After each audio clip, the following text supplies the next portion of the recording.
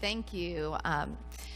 Pat, and where'd you guys go? Pat and Kimberly. I'm going to tell you a little story about Pat after a while. And obviously, always to our band. And before I start, I want to acknowledge our Youth of Unity. Every fifth Sunday, our Youth of Unity, they usher and they platform, and they have a lock-in the night before. And I think they got in a time capsule or something. And because I'm kind of recognizing some things from my era here, so I love you guys. We love you. We appreciate you and who you are, and always what you guys bring to the ministry. And we look forward to it. Okay, so what I'm going to share today is essentially a talk done by Dr. Roger Teal, Mile High Church, and I did get his permission to do this. And the title of today's talk is Growth, Grace, and Ease? So, what we're going to do, well, first of all, I just want us to recognize the incredible blessings that are ever present in our lives. You know, I think many times that along our journey, we get so busy in life that we don't stop to really just be in the midst of all that we are immersed in and all that's immersed in us, and to really be in gratitude for our life experience and for just the constant flow of the goodness of God that is ever moving in our lives. And so I just want to encourage us to anchor into that today, and to anchor into that on a more regular basis, because our lives flow so much smoother when we are anchored in that realization. So we're going to begin by realizing that there is a growth principle and power throughout this universe that is active all the time. Ernest Holmes said, "This is because the whole universe is the expression of the one life, the one intelligence, the one spirit, that the universal oneness is expressing all form out of itself, and thus it can only seek to further its expressions by means of whatever that is, and by the means of all beings." So, essentially what it's saying here is that, we are the expressions of the one life, the one mind, the one spirit. And there is this growth imperative that's inherent in the reality of who and what we are. And that spirit is in every single one of us. I love that there's this ancient phrase that suggests that there is an angel that is hovering above every blade of grass, and it's whispering, "Grow. Grow, grow." And the reality is that same whisper and that same nudge is within every single one of us. And it's that impetus, that energy that helps to burst forth our dreams and to burst forth our desires, that we can move into this greater life experience. But the challenge is that so many individuals, and I know that I can say this in my own life experience, I'm much better now about this, but we can wander off this path of growth. And whenever we do that, we become alienated from life.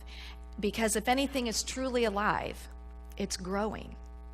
If anything is truly alive, it's growing. And we can see that everywhere that we look. Everywhere that we look.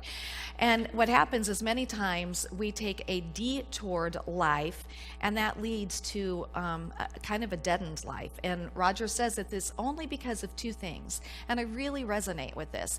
He said it's because of self-judgment and fear.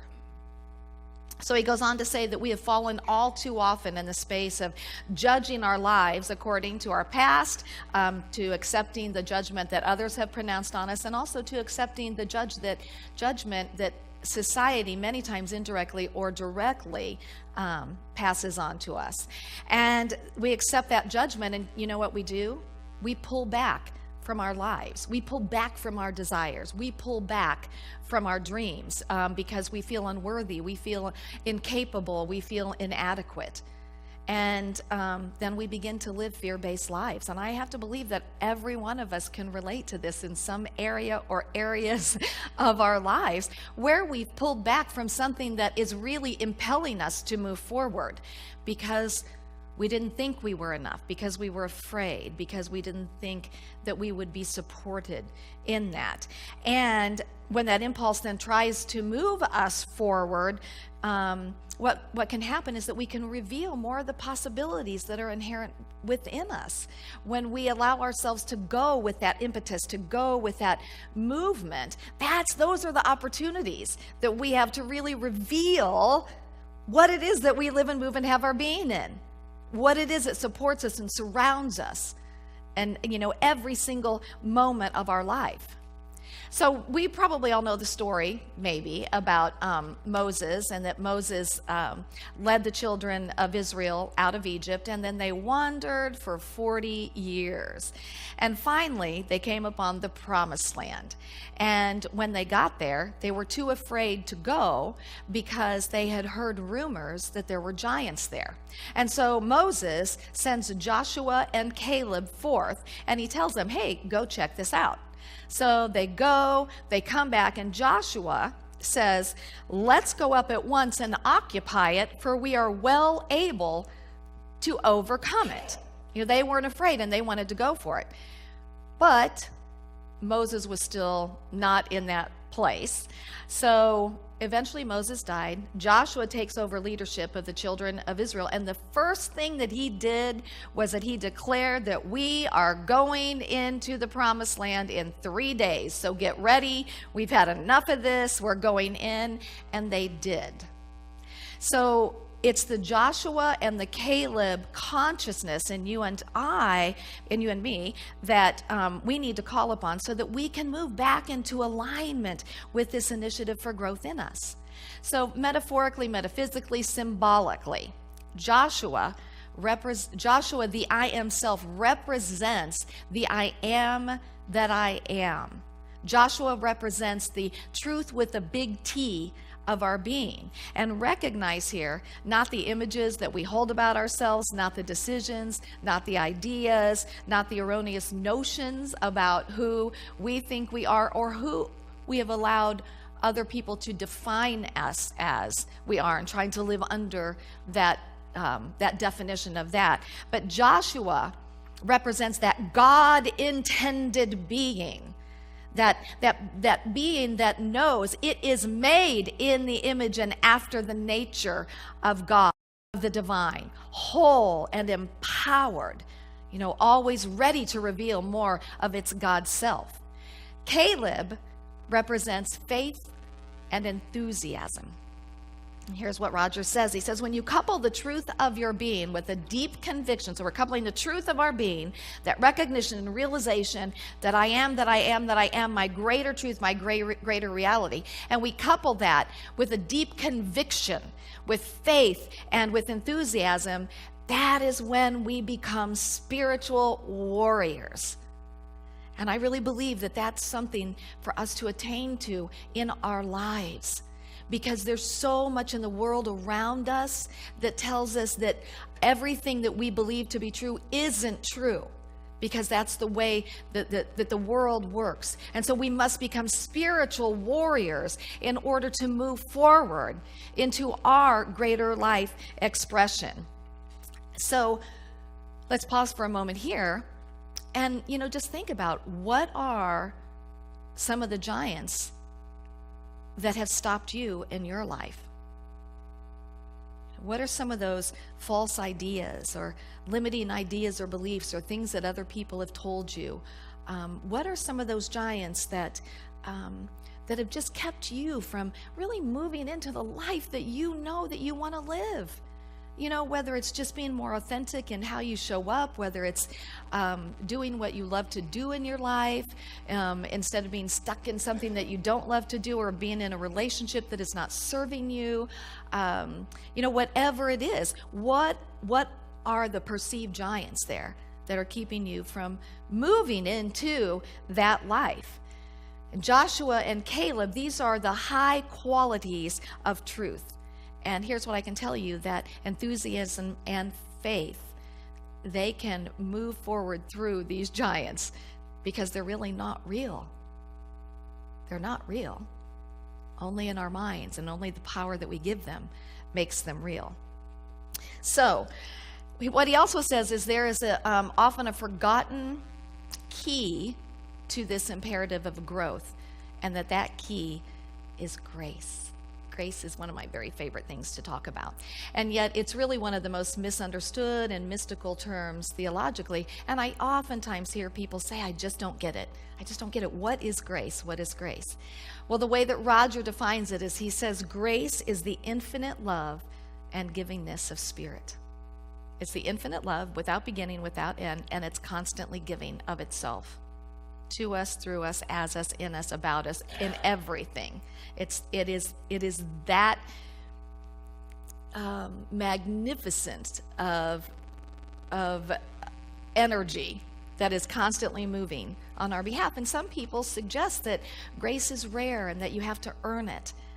But in Unity, we believe that that's an erroneous thought, because grace is omnipresent. Omnipresent means it's everywhere present always, and it's a powerful thing, and it's available to every single one of us at every moment. And as you sit where you are right now, grace is supporting you. And most of us aren't even aware of that. Grace at this moment is loving you, is supporting you, is wrapping itself around you, and is desiring only your highest and best, only your greatest experience of life. Now, growth and grace are partners. Growth, I love this. He says, growth brings us to the edge, and grace gives us the courage to leap and to test our wings. Grace is the safety. It's knowing that the net will appear when we take that leap, when we take that step. So it's something inside of us that says, I'm worthy of this, and I will be supported. This is the relationship that we want to develop with grace, is that no matter what, no matter how it looks, no matter what people have said, I'm worthy of this, and I will be supported. And I will be supported, especially if I have this wonderful relationship with grace. I'm going to see it as it's unfolding before me. He says that growth is the divine impulse in every one of us, and grace is the divine love in every one of us. And it always conspires for our highest and best, and despite ourselves. I think that's interesting, despite ourselves. And isn't it good to know that there is always something that is moving on our greater behalf? And the thing is, again, I think we have to wake up to this, because I believe most of us don't walk in that conscious awareness that something is always moving in our lives, no matter what is happening in our lives. Something is always moving for our highest and best. And ours is to get in the flow of that. That's why I love the meditation, is because it's remembering. Grace is always going to move around, under, above, whatever. It's going to move us forward to our greatest expression. So it's a matter of attuning to that. And it's somewhat like a parent or a mother who is trying to get help her child to walk.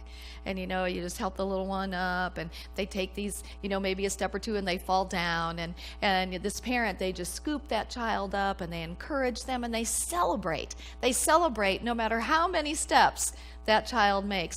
They celebrate that. And in a way, that is life, and that is grace. He says, you may not know how to walk or think you don't, but that capacity is always within you. And grace, here's what grace says to you. Grace says, I'm just going to move you along, and I'm here to lift you up with constant encouragement, constant support, constant insight. And oh, how we will celebrate with every step that you take. With every step. It's always here for us. So growth is the divine impulse. Grace is the divine love. So what about this idea of ease? Now I'm going to tell you that, and I still do use this, but I use it differently now than I did before. When I'm kind of affirming something in my life, I would say with grace and ease. And here's what I meant by ease. Webster says ease is freedom from labor, pain, physical annoyance, freedom from concern, anxiety, freedom from difficulty or great effort. That's how I want to experience life. Yes. And I sincerely believed that that's how I could experience life, because I didn't want any more pain or anxiety or disappointment. I didn't want any more of that. Well, I met my beloved husband, Sean, and at a point when he was sober in his life. And about a year into our relationship, he began to have relapses. And throughout our entire experience together, he was never quite able to get back to that place of sobriety. And so I was moved by growth to the edge. And I'm going to tell you what, that ease thing had nothing to do with it not being difficult, annoying, anxious, great discomfort. So fast forward to a year and a half ago when, Sean unexpectedly dies from complications of alcoholism. And boy, you talk about being pushed to the edge. And I felt like I fell off the edge for a very long time. And here's the thing about grace is that even in those times that we are in this angst and the very real human experience of emotions that we have, grace is still there. It's just supporting us through it.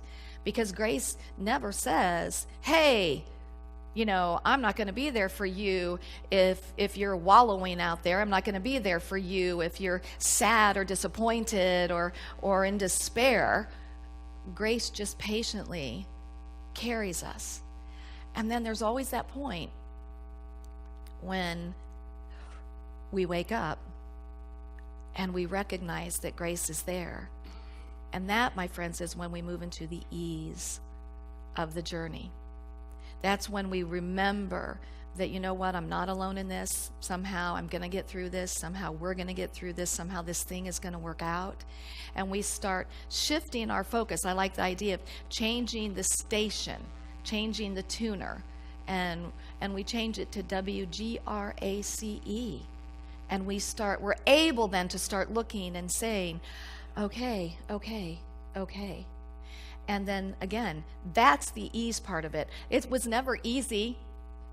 I mean, have we all experienced difficulty, physical annoyance, concern, anxiety? Yes, we have. We cannot control the events that take place in our lives. And so we're kind of sometimes thrown into those things. Even when we are purposely making changes in our lives, because we're moving into change, things around us are going to change. And that's not always easy. But grace is always there supporting us. And when we can focus more on grace, then that's the ease of the experience. So I want to share with you a couple stories to show how this works. And mine was about being thrown into the experience, and then Pat Nash is about this too. And I'm so tickled that Pat is up here today and he's singing that particular song, because just 5 weeks ago Pat had the top lobe of his right lung removed, and a number of months back he was diagnosed with cancer. And but what I saw with Pat was, he took the hit. I mean, we all know this would be a pretty scary thing to get this diagnosis, and then he's going to have this, the top lobe of his right lung removed.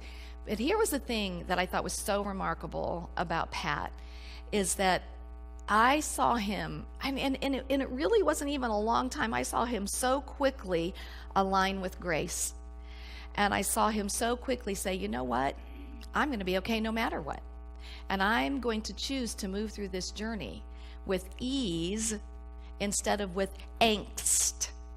And it was a choice that he made. And I truly believe we always come to a fork in the road. When things happen to us and we take the hit, but there always comes this point when we're either going to go down this road and say, oh my God, this is the worst thing that ever happened to me, and get everybody feeling sorry for us, and we're going to stay in that place. Or we're going to go this road and say, you know what? God's got me. Grace has got me. And I can trust whatever is unfolding here. And I'm going to tell you right now, this path right here is going to be your best path to take every time, because this path is going to keep you in so much pain. And sometimes we'll kind of go back and forth for a little while, and that's okay. But this path, And so I respect and honor and appreciate, and I love that here you are up here 5 weeks after this surgery, and he's singing. Amazing to me, amazing to me.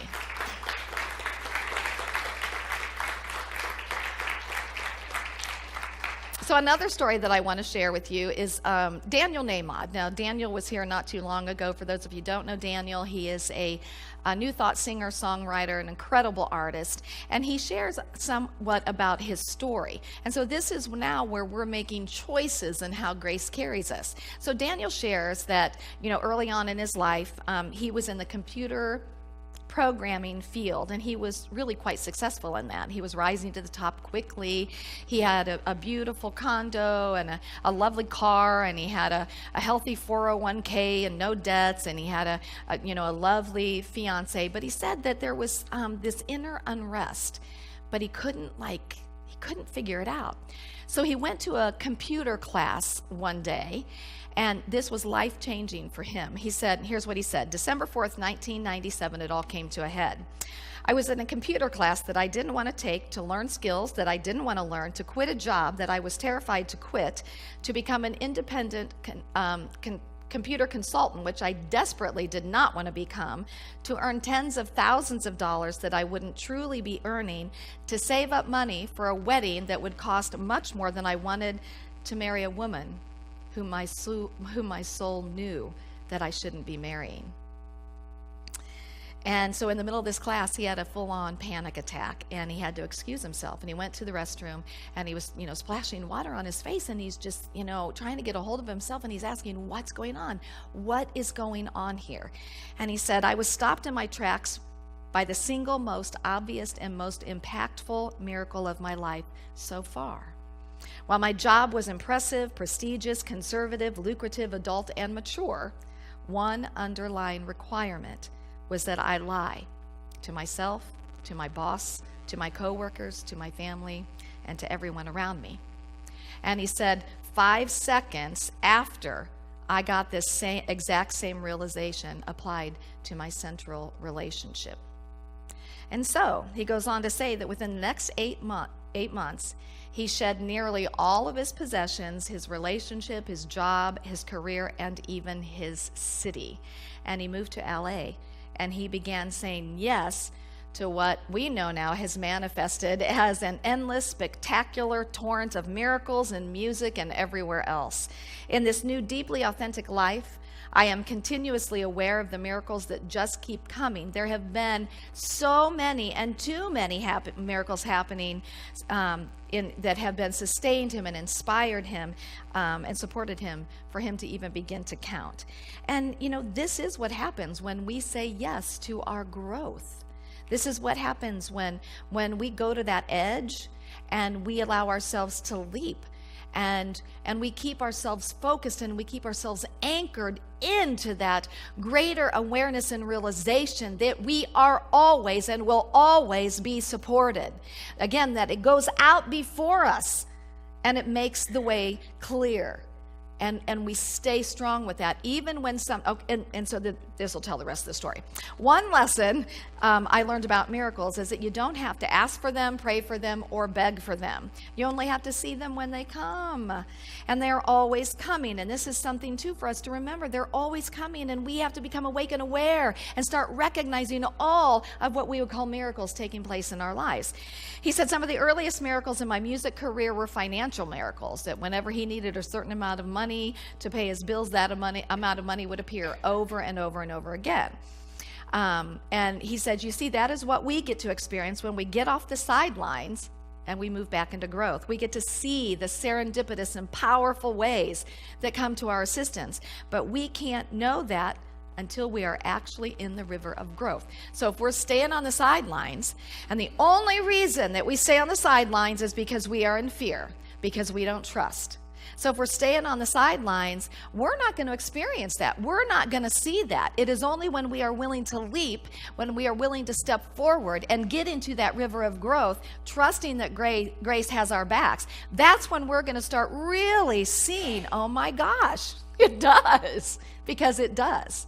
So he said, one experience that few consider a miracle is the miracle of no. No, you can't sing there. No, you don't get the gig. No, you don't get the recording contract. No, you don't get the girl. No, you don't get the car. The miracle is that even, this is huge. The miracle is that even the no's are conspiring for my highest and best. Wow. Even the no's are conspiring for my highest and best. Indeed, I believe that everyone and everything is conspiring for my highest and best. And he goes on to say, in my daily life, I certainly feel occasional frustration, sadness, and discouragement, normal, but by and large, in this consciousness that everything is grace, that everything is conspiring for my highest and best, that even the no is a miracle, I feel a profound fullness, a destiny, a sense of creativity, support, and love. And as I said in one of my songs, it's the power of the love in you and me. That at any moment, and that any moment, we all have the capacity to recognize the infinite supply and presence of all manner of miracles in our lives and to give thanks. And today, Daniel Nahmod is living his authentic life. And I think our tendency is to say, yeah, but, and place him over here where it only happens to a few people. Because you know what? That's what our society tells us. But we have to get out of that consciousness and move into that greater awareness that every single one of us, we are all imbued with these God-given abilities and gifts and talents, and we are surrounded and supported by the most incredible support that there could ever be. There's no worldly support that is going to get you anywhere. It's the support of God, the grace. That is the support that gets us where we are really desiring to be in our lives. So to close today, I want to affirm for each and every one of us that we let go of the fear and that we let go of the ideas of these looming giants that have stopped us along the way in our journey to be our authentic selves, and that we call forth our I amness, that we call forth our greater reality, our greater truth, and with deep conviction and with faith and with enthusiasm, and that we allow that to be what guides us into our greatest life experience. Because I can tell you this, it will. And that, my friends, is 100% guaranteed. Period. Namaste.